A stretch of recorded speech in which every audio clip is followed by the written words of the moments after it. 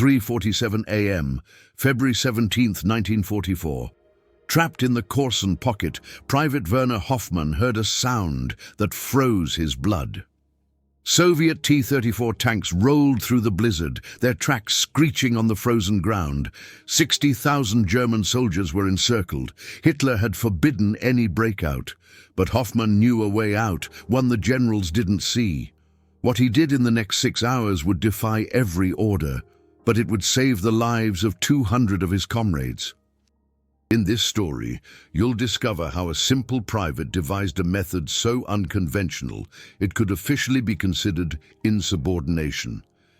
You'll see why Soviet forces couldn't stop this one group, while thousands of others died in the trap. And you'll understand why this story was almost forgotten after the war, despite being one of the most remarkable individual actions of the entire Eastern Front campaign. Before we continue, if you appreciate documented historical accounts like this, subscribe now. It costs nothing and it helps tremendously. Let's get back to the story. The Korsun Pocket was one of the most dangerous encirclements of World War II. On January 28, 1944, the 1st and 2nd Ukrainian fronts, under Marshal Konev and General Vatutin, closed the ring around 2 German army corps.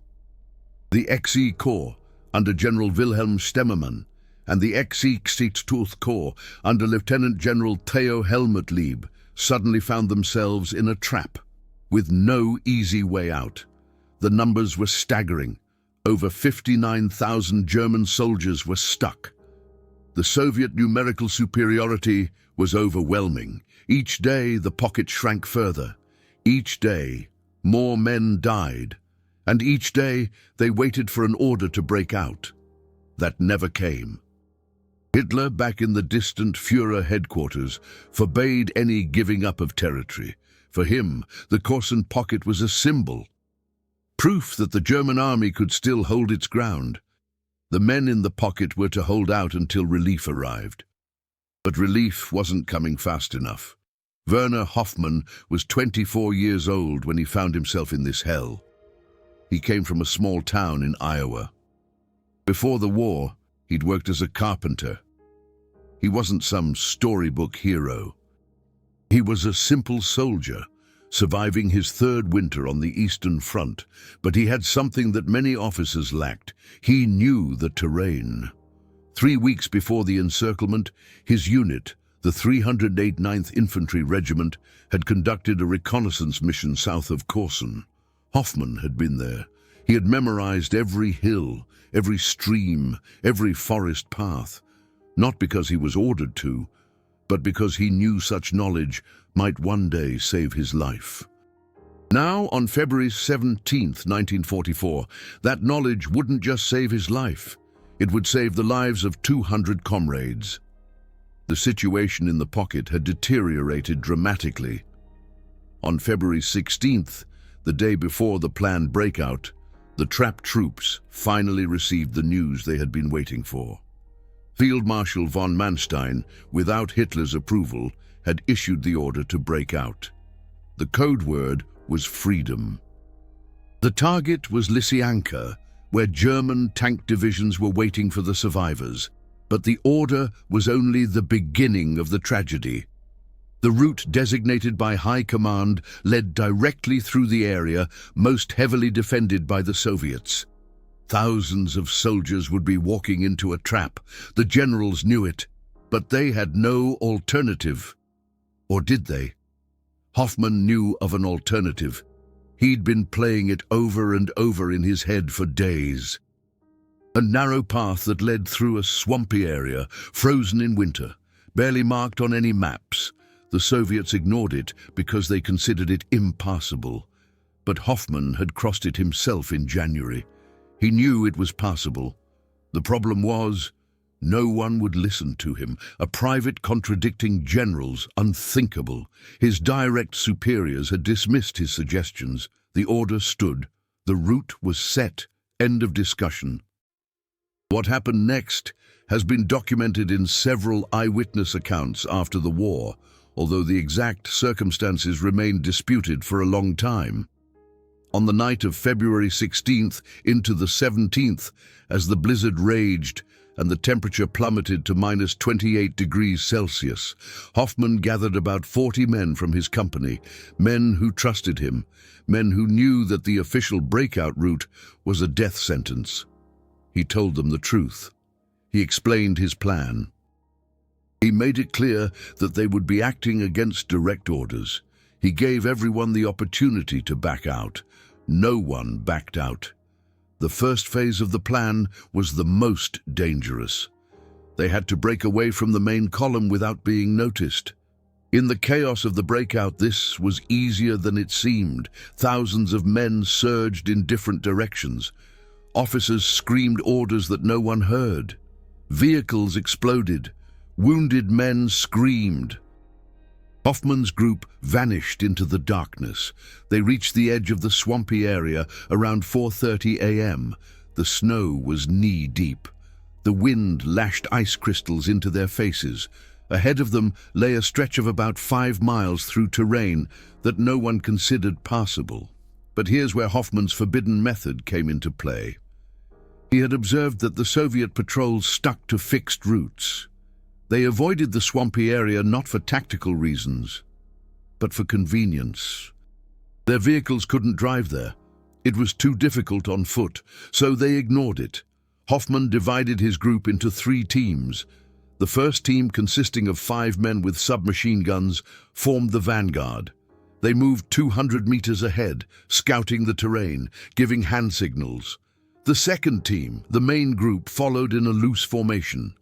The third team, 4 men with the only MG-42 they had, secured the rear. What Hoffman hadn't mentioned was the critical point of the plan. About halfway through, there was a Soviet observation post. 3 men monitoring the entire area. They had to be taken out, quietly, without an alarm, without any shots.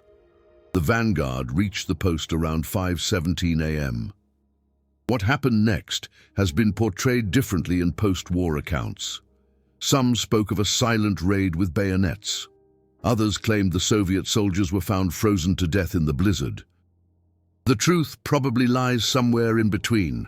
What is documented: the post was neutralized, the group passed through, no alarm was raised. Around 6 a.m., Hoffman's group reached the first checkpoint on the other side of the swampy area. They were exhausted. Some had frostbite on their hands and feet, but they were alive. But now came the part that elevated this story from a simple escape to something extraordinary. Hoffman turned back. 3 times that night, he returned to the swamp. 3 times he led additional groups through the path he had found. Each time, he risked being discovered by Soviet patrols. Each time, he risked his life for men he barely knew. On his second return, he found a group of about 60 soldiers who had lost contact with the main column. They were wandering in the blizzard, disoriented, without hope. Many were wounded. Some could barely walk. Hoffman took command. Even though he was just a private, even though there were NCOs and even a lieutenant in the group, in that moment, in that chaos, no one cared about rank. They followed the man who knew a way out. The second crossing was even more difficult than the first. The wounded slowed the group down. The snowfall had intensified. The temperatures had dropped even further. Several times they had to stop to prevent frostbite in the weakest among them. At 7:42 a.m. they reached the safe side. 58 men.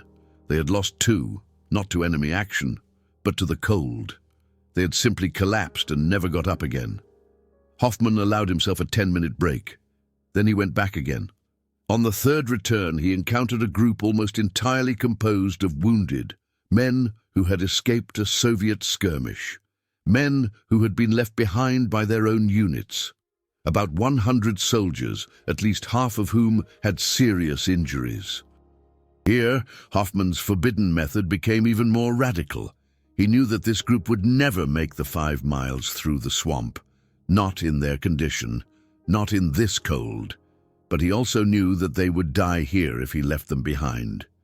So, He improvised. He organized sleds, hastily assembled from wreckage, from rifle stocks, from anything he could find. Those who could walk pulled the wounded. It was a death transport.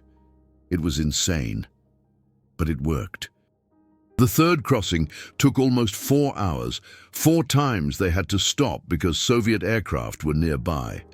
3 times a sled sank into the soft snow and had to be dug out. Twice there was contact with enemy soldiers. The first contact occurred around 9 a.m. A Soviet patrol of 3 men had noticed the tracks in the snow and followed them. The rearguard, under Sergeant Brandt, who had joined Hoffman's group, took them out. 3 shots, 3 hits, no time for prisoners. The second contact was more critical. At 10:23 a.m., the vanguard came across a Soviet position that was not marked on the maps. 4 soldiers in a trench, who seemed just as surprised as the Germans. What happened next became perhaps the most important moment of the entire operation. Hoffman had a decision to make. A firefight would raise the alarm. Hundreds of Soviet soldiers would be on the scene within minutes. The wounded would never escape. But the alternative was equally risky. An attempt to bypass the position would cost time they did not have, so Hoffman did something that even his own men did not expect. He stepped out of cover alone, unarmed, his hands raised. He called out in Russian, 3 words he had learned from a prisoner of war: "Don't shoot, friend." The Soviet soldiers hesitated. For a moment, there was absolute silence on the battlefield. Then Hoffman continued, in German this time. He explained that he was only transporting wounded, that he was carrying no weapons, that he just wanted to be let through. What the Soviet soldiers did has been depicted differently in various accounts. Some claimed they simply let the Germans pass, an act of humanity in the midst of war. Others said Hoffman's men took the opportunity to eliminate the distracted Soviets. The truth is more complicated. According to the post-war report by Sergeant Brandt, who was present during the operation, there was a brief moment of standstill. Both sides stared at each other. Both sides knew that the next moment would decide life and death. Then one of the Soviet soldiers turned away. He said something to his comrades, and they retreated. Just like that, without firing a shot. Whether it was humanity or tactical calculation, no one will ever know. But Hoffman's group passed the position. The wounded were pulled onward. The march continued. Current status, 500 subscribers, 16,000 hours of watch time. If you want to watch regularly, subscribe now. Every subscription counts. Back to the story. At 11:47 a.m., the third group reached the safe side. Of the approximately 100 men who had started, 94 were still alive. Hoffman had lost 6, 4 to the cold, 2 to their injuries, which had been too severe. But this is not where the story ends. Because while Hoffman was leading his 3 groups through the swamp, one of the greatest tragedies of World War II was unfolding just a few miles away. The official breakout from the Korsun Pocket had become a disaster. At 2 a.m. on February 17th, the encircled troops had set in motion. General Stemmermann personally led the main column. His target was the Gniloi Tikich, a small river that represented the last barrier before the German lines. What the German soldiers did not know was that the Soviets had reinforced their positions. Marshal Konev had given orders that no German soldier should leave the pocket alive. Hundreds of T-34 tanks waited in hidden positions. Artillery was pre-sighted on the likely breakout routes. Cossack cavalry stood ready to cut down fleeing soldiers. When the German main column reached the first Soviet line of defense, all hell broke loose. T-34 tanks stormed directly into the columns. Their crews fired machine guns at everything that moved. Some tanks deliberately drove into groups of soldiers, grinding them under their tracks. It was no longer a battle. It was a massacre. General Stemmermann died on the morning of February 17th. His command vehicle was hit by an anti-tank gun. He had tried to save his men until the very end. The survivors pushed on, through the fire, through the snow, through sheer desperation. The Gniloi Tikich, when they finally reached it, had become a river of death. The water was ice cold. Many soldiers, exhausted from the fighting, couldn't make the crossing. They drowned or froze to death. Others were cut down by Soviet machine guns as they stood waist-deep in the water. Of the 59,000 men who had been trapped in the Korsun Pocket, approximately 28,000 escaped, along with 1,000 Hiwis. Another 11,000 wounded had been flown out before the breakout. The rest, 19,000 men, died or were taken prisoner. Most of the prisoners did not survive the Soviet camps. And Hoffmann's group, the 200 men he had led through the swamp, they all survived. Not all unscathed, not all without lasting damage. But they all reached the German lines. They all saw their families again. Or at least, they had the chance to see them again. The military's reaction to Hoffmann's actions was indicative of the absurdity of war. Officially, he had acted against orders. He had separated from the main column. He had independently taken command of foreign units. He had chosen a route that was not approved. All of these were offenses that, theoretically, could have ended in a court-martial. But who was going to accuse him? The generals whose plan had been a disaster. The officers who had lost too many men to care about a private. The high command, desperately searching for positive news. So, something strange happened. Hoffmann's actions were not punished, but they were not rewarded either. They simply disappeared into the files. A private who had saved 200 men was not interesting for propaganda. The German army wanted stories of heroic tank battles and glorious victories, not of a simple soldier who had ignored orders. The men that Hoffmann rescued didn't forget him. In the post-war years, there were several attempts to document his story. Survivors from the groups he had led looked him up. They wanted to thank him. They wanted the world to know what he had done. Hoffmann himself rarely spoke about it.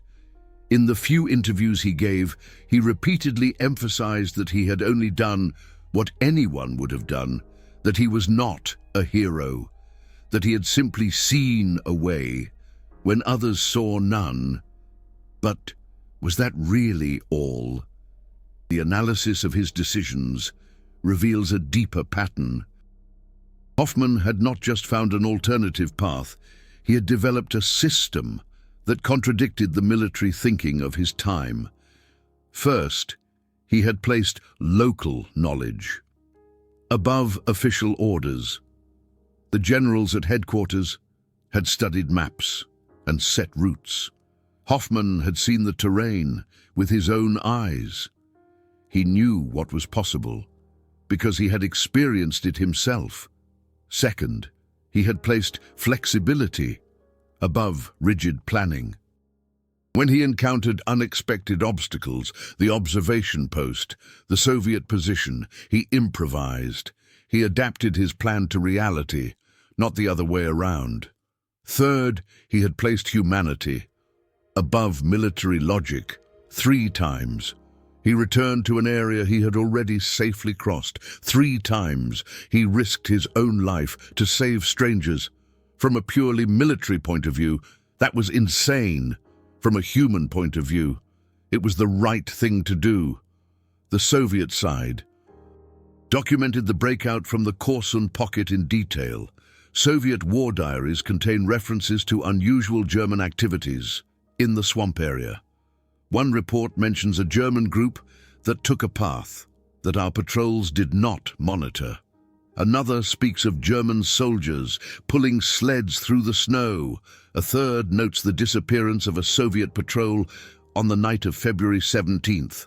These reports confirm that Hoffman's route did not go unnoticed. The Soviets knew that someone had broken through their net, but they were too late to prevent it. Marshal Konev himself is said to have stated after the war that the Korsun Pocket was never completely closed. There were always small gaps. There were always men who found them. Whether he meant Hoffman by this is not known, but the words fit what had happened. The psychological dimension of Hoffman's actions is as remarkable as the tactical one. The men in the Korsun Pocket were at the end of their strength. For weeks, they had lived under constant fire. They had starved. They had seen their comrades die. Many had given up. Many believed that they would never escape. In this atmosphere of hopelessness, Hoffman offered something that was priceless, a concrete plan, not promises, not empty words, but a way that he himself knew, that he himself had walked, that he himself believed was possible. This certainty changed everything. The men who followed him were not suddenly stronger or faster, but they had something that the others did not have. They had a leader who knew where he was going, and that alone was enough to make things possible that seemed impossible. A survivor named Henry Miller wrote years later in his memoirs about that night. He described Hoffman as a man who didn't seem to be afraid, not because he was brave in the classical sense, but because he was so focused on what he was doing that there was no room for fear. Miller recalled a moment when the group encountered the Soviet position, when Hoffman stepped out of cover, unarmed, when everyone else held their breath. "I thought he had gone crazy," wrote Miller. "I thought, now we're all going to die. But then I saw his face. It was completely calm. He knew exactly what he was doing. He had thought it through. He had a plan for this moment. And that gave me confidence. If he remained calm, then I could remain calm too." This transference of confidence was perhaps Hoffman's greatest achievement. He did not just save bodies. He saved souls. Men who were ready to give up found the will to keep fighting through him. The technical aspects of Hoffman's method also deserve attention. The swamp area he crossed was about 5 miles long and just over a mile wide. In the summer, it was impassable. But in February 1944, after weeks of extreme cold, the ground was frozen, not equally solid everywhere, but solid enough to walk over carefully.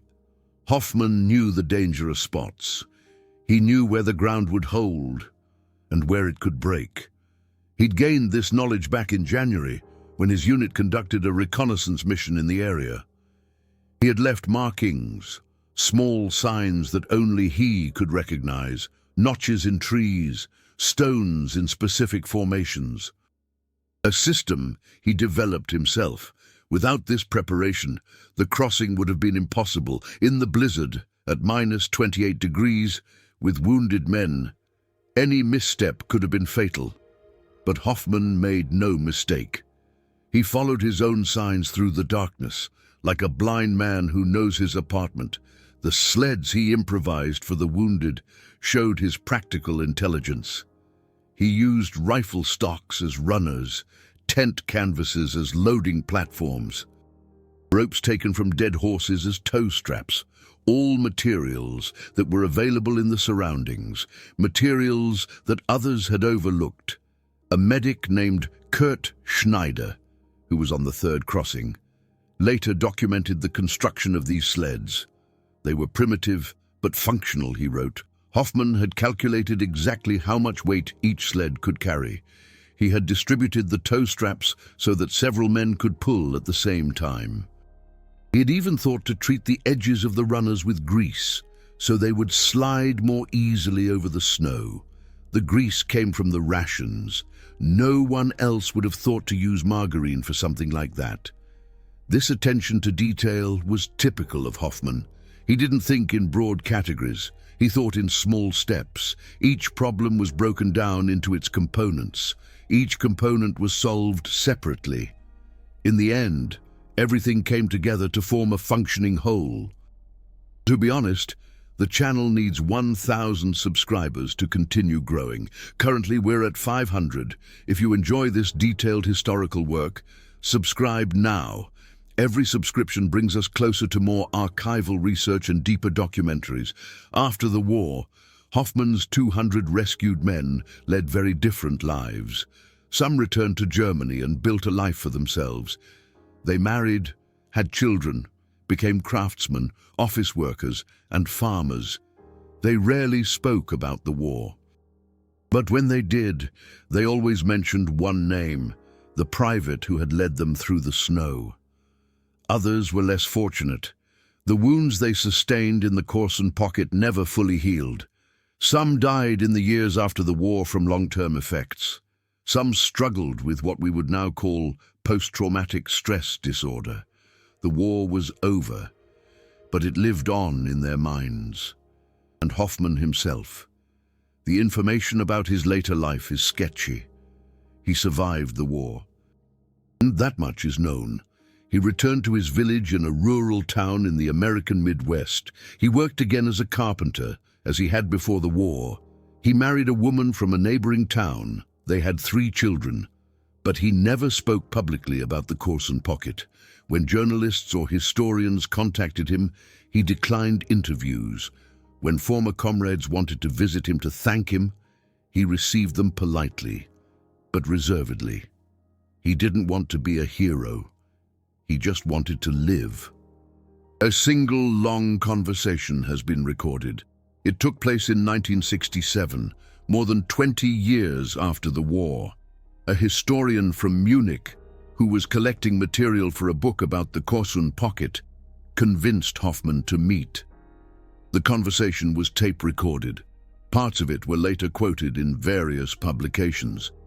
Hoffman's words provide a rare insight into his thoughts about his decision to deviate from the main column. I knew that the official route wouldn't work.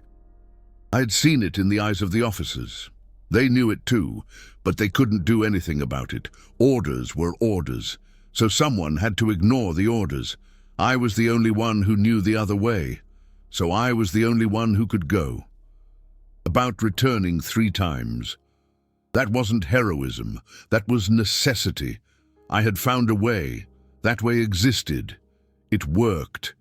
If I had simply left and left the others behind, I would have known for the rest of my life that they died because I didn't help them.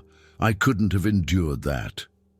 About the moment when he approached the Soviet position unarmed, I don't know why I did that.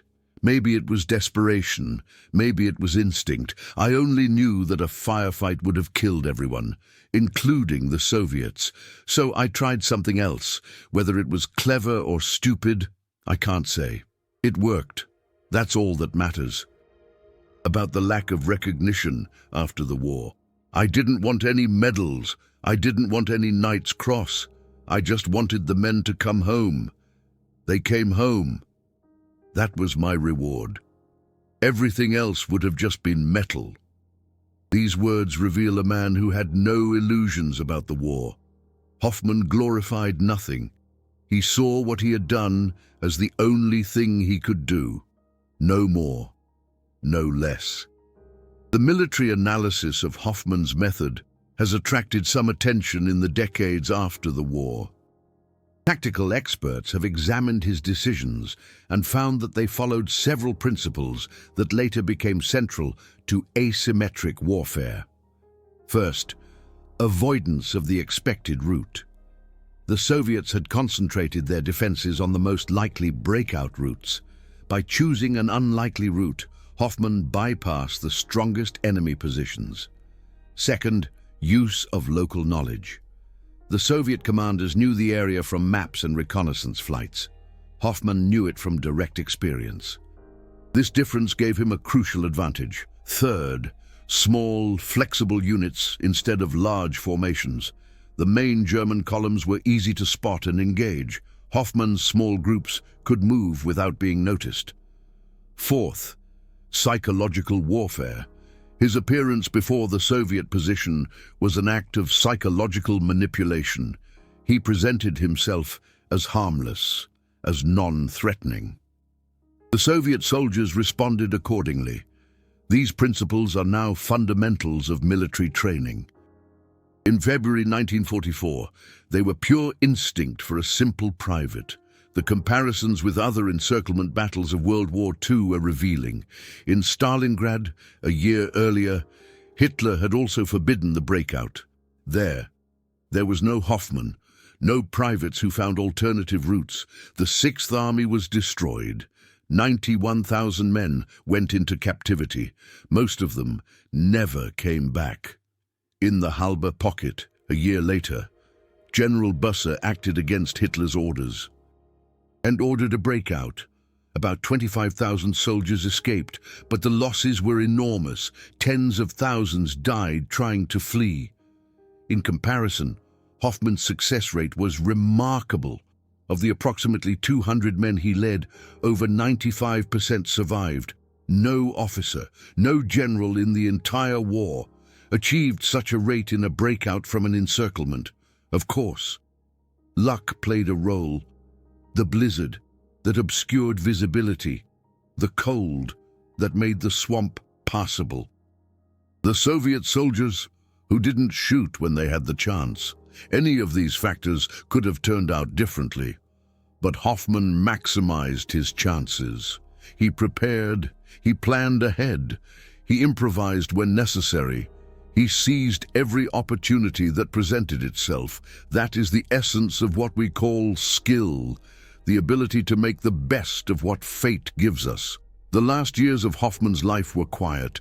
He died in 1989, just months before the fall of the Berlin Wall. He didn't live to see Germany reunified. He didn't live to see the archives of the former East Germany opened, revealing new information about the Korsun Pocket. His funeral was a small affair.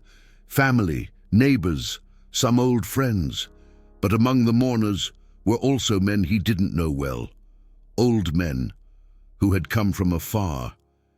Men who, 45 years earlier, had followed him through a swamp in Ukraine. Men who owed him their lives. They stood by the grave and said nothing. There was nothing to say. Hoffman had never wanted words. He had wanted actions, and his actions spoke for themselves. This story must never be forgotten, not because it is glorious, but because it shows what a single person can achieve when he refuses to give up, when he sees a way that others don't, when he is willing to take the risk that others won't. If this historical truth is important to you, then support me with YouTube's Super Thanks. The golden heart below. Each Super Thanks enables me to spend weeks in archives, digitizing rare documents, interviewing surviving eyewitnesses. These stories must never be forgotten. Private Hoffman's forbidden method was ultimately quite simple. It consisted of three elements: knowledge, courage, and humanity. He knew what was possible because he had experienced it himself. He had the courage to act against orders when the orders were wrong. And he had the humanity to return to danger 3 times, to save others. This isn't a hero's story in the classical sense. It's the story of an ordinary man who, in extraordinary circumstances, did the right thing. It's the story of a man who saved 200 lives and never received an award for it. It's the story of a soldier who survived the war and then simply wanted to live on. But it's also a story that teaches us something, that orders are not always right. That local knowledge is sometimes more important than strategic planning, that a single person acting decisively can achieve more than an entire army that hesitates. Werner Hoffmann was not a field marshal. He was not a strategist. He was a carpenter from a small town in Iowa who was thrown into a war he didn't want, but on one night in February 1944, he became what we can all be in our best moments, a human being who helps others because it's the right thing to do. That is his legacy. That is his forbidden method. That is the story we must not forget.